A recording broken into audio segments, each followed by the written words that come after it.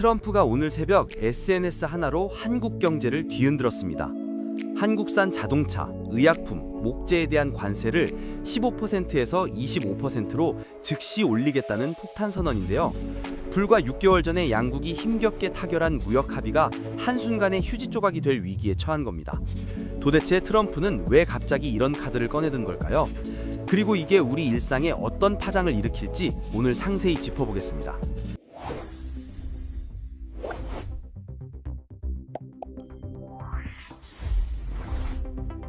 이 사태를 이해하려면 먼저 작년 여름으로 돌아가야 하는데요. 2025년 7월 워싱턴에서 열린 한미 정상회담에서 우리 정부와 기업들은 정말 피를 말리는 협상 끝에 극적인 합의를 이끌어냈거든요. 당시 트럼프 2기 행정부는 출범과 동시에 한국의 25%에서 30%에 달하는 고율 관세를 예고하면서 전방위로 압박하고 있었습니다.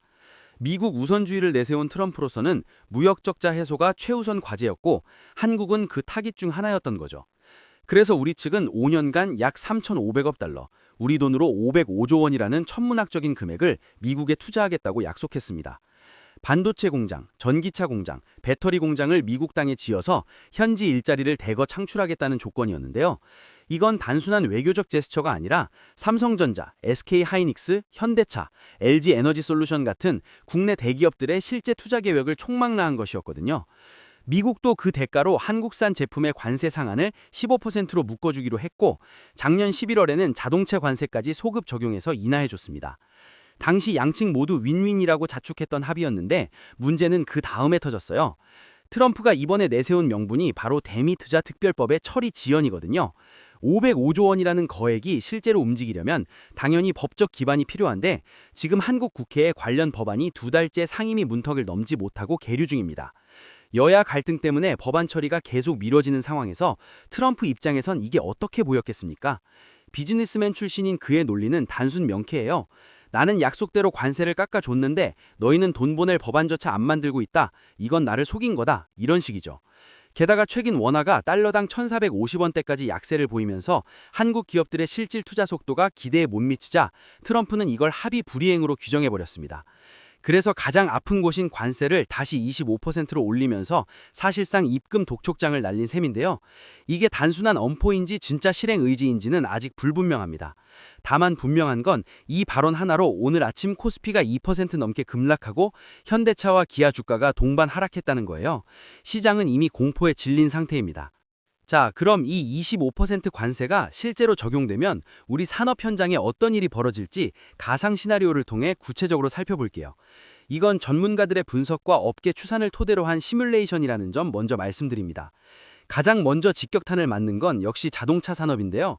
지금 15% 관세만으로도 한국 차들이 미국에서 가격 경쟁력에 압박을 받고 있거든요. 여기서 10%포인트가 더 붙으면 상황이 완전히 달라집니다. 미국 내 한국산 차량의 가격이 대당 평균 5,000달러, 우리 돈으로 700만 원 이상 뛰게 되는데요.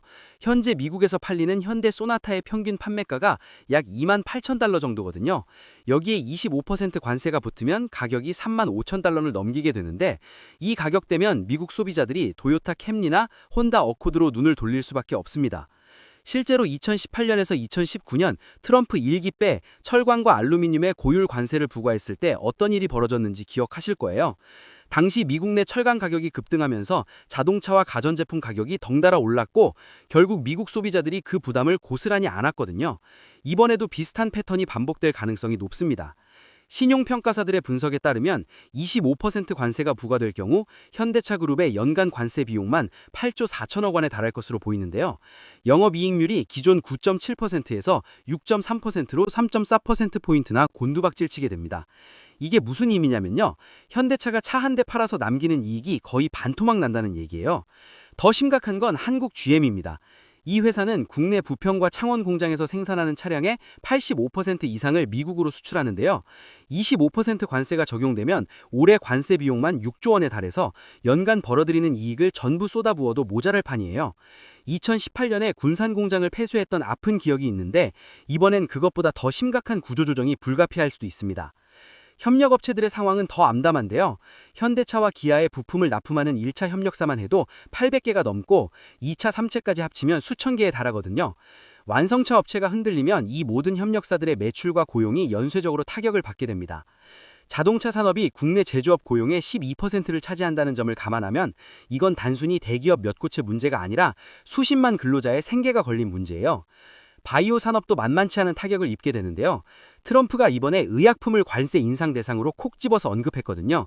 사실 의약품은 그동안 관세 논의에서 비교적 안전지대였는데 이번에 직접 타깃이 된 건 상당히 이례적인 일이에요. 미국은 우리나라 의약품 최대 수출 지역으로 전체 바이오 수출의 약 40%를 차지하는데요. 직접적인 피해가 불가피한 상황이에요. 특히 요즘 급성장하고 있는 위탁 생산, 그러니까 CDMO 분야가 큰 문제입니다. 삼성바이오로직스와 셀트리온 같은 국내 기업들이 글로벌 제약사들의 바이오 의약품을 대신 생산해주는 사업인데요. 이게 지금 연간 수십조 원 규모의 시장으로 성장했거든요. 글로벌 제약사들은 생산 비용에 굉장히 민감해서 한국 기업한테 맡기면 관세 때문에 25%나 더 비싸진다고 하면 당장 미국 현지 업체나 인건 비싼 인도나 아일랜드로 옮겨버릴 겁니다. 제약바이오협회 추산으로는 대미 수출액이 연간 20% 이상 감소하고 수천억 원대의 추가 관세 부담이 생길 거라고 하는데요. 최근 몇 년간 삼성바이오로직스가 글로벌 CDMO 시장 점유율 1위를 달리면서 한국의 새로운 먹거리로 주목받았는데 이 성장세에 급 브레이크가 걸리는 거죠.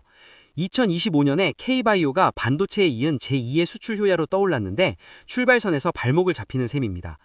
여기서 한 가지 주목할 점이 있는데요. 트럼프가 왜 하필 의약품을 타깃으로 삼았을까 하는 겁니다. 미국 내에서는 약값이 너무 비싸다는 여론이 거세거든요. 인슐린 한 병에 수백 달러씩 내야 하는 미국인들의 불만이 높은 상황에서 트럼프는 외국 제약사들에게 관세를 때려서 미국 내 제약 생산을 늘리고 약값도 낮추겠다는 논리를 펴고 있어요. 물론 경제학적으로는 관세가 오히려 약값을 올린다는 게 정설이지만 정치적으로는 꽤 먹히는 메시지거든요. 이게 개별 산업만의 문제가 아니라 국가 경제 전체로 번지는 게 더 무서운 부분입니다. 한국은행과 자본시장연구원의 분석에 따르면 미국 무역 정책의 직간접적인 영향으로 국내 GDP 성장률이 약 1%포인트 하락할 위험이 있다고 하거든요. 현재 올해 성장률 전망치가 2.1% 정도인데 여기서 1%포인트가 빠지면 사실상 저성장의 늪에 빠지는 겁니다. 비관적인 시나리오에서는 올해와 내년 경제 성장률이 1.4%까지 떨어질 수 있다는 연구 결과도 나왔는데요. 이 정도면 2020년 코로나 팬데믹 직후 수준이에요. 대미 수출이 줄어드는 것도 문제지만 더 큰 건 불확실성입니다.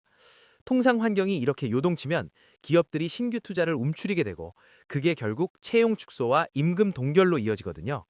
실제로 2018년에서 2019년 미중 무역 전쟁 당시 한국 기업들의 설비 투자가 급감했던 전례가 있어요. 당시 반도체 업황 둔화와 맞물려서 설비 투자 증가율이 마이너스로 돌아섰는데 비슷한 패턴이 반복될 수 있다는 우려가 나오고 있습니다.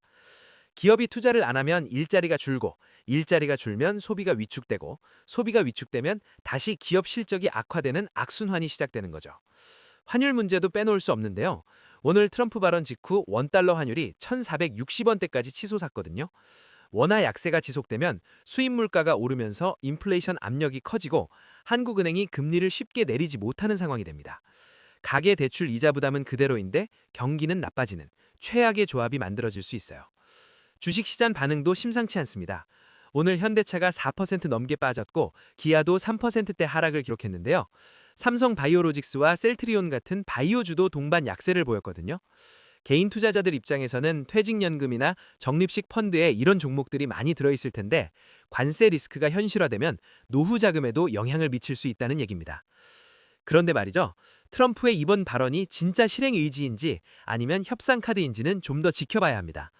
트럼프는 원래 극단적인 수를 먼저 던져서 상대방을 공포에 몰아넣은 다음 실리를 챙기는 협상 스타일로 유명하거든요. 2018년 북미 정상회담 전에도 화염과 분노 발언으로 긴장을 최고조로 끌어올렸다가 싱가포르에서 김정은과 악수하지 않았습니까? 이번에도 비슷한 패턴일 가능성이 있어요. 법안 통과시켜서 공장 착공 날짜 잡아라. 안 그러면 25% 때린다. 이건 일종의 최고 통첩이자 협상 레버리지를 극대화하려는 전략으로 볼 수 있거든요. 실제로 트럼프는 멕시코와 캐나다에도 비슷한 방식으로 압박했다가 막판에 합의를 이끌어낸 전례가 있습니다. 다만 이번엔 좀 다른 점도 있는데요. 트럼프 2기 행정부가 1기 때보다 훨씬 더 공격적인 통상정책을 펴고 있다는 겁니다. 상무장관에 임명된 하워드 러트닉은 강경 보호무역주의자로 알려져 있고 무역대표부도 관세를 적극 활용하겠다는 입장이거든요. 과거처럼 협박만 하고 넘어가는 게 아니라 실제로 관세를 때릴 가능성도 배제할 수 없다는 얘기입니다. 공은 이제 우리 쪽으로 넘어왔습니다. 정부는 산업부 장관을 급히 미국으로 보내서 러트닉 상무장관과 협상에 나서기로 했고요. 국회도 다음 달 안에 특별법을 처리하겠다고 속도를 내고 있거든요. 문제는 국내 정치 상황이 녹록치 않다는 건데 여야가 다른 현안들로 충돌하고 있는 상황에서 이 법안만 신속 처리하기가 쉽지 않아요. 기업들도 자체적인 대응에 나서고 있습니다. 현대차와 기아는 미국 엘라베마와 조지아 공장의 생산량을 늘리는 방안을 검토 중이고요. 삼성 바이오로직스는 미국 현지 생산시설 확충을 앞당기는 걸 고려하고 있다고 하거든요. 관세를 피하려면 결국 미국 땅에서 직접 만드는 수밖에 없다는 판단인 거죠. 트럼프라는 예측 불가능한 변수를 상대하려면 감정적으로 대응해봤자 아무 소용없습니다. 철저하게 계산된 실리 외교와 여야를 초월한 협력만이 답이에요. 2026년 첫 달부터 한국 경제에 던져진 이 거대한 시험, 25%의 위협을 다시 기회로 바꿀 수 있을지 우리 모두 주시해야 할 때입니다. 앞으로 협상이 어떻게 진행되는지, 그리고 우리 기업들이 어떤 대응 전략을 내놓는지 계속 관심 갖고 지켜봐 주시면 좋겠습니다. 시청해 주셔서 감사합니다.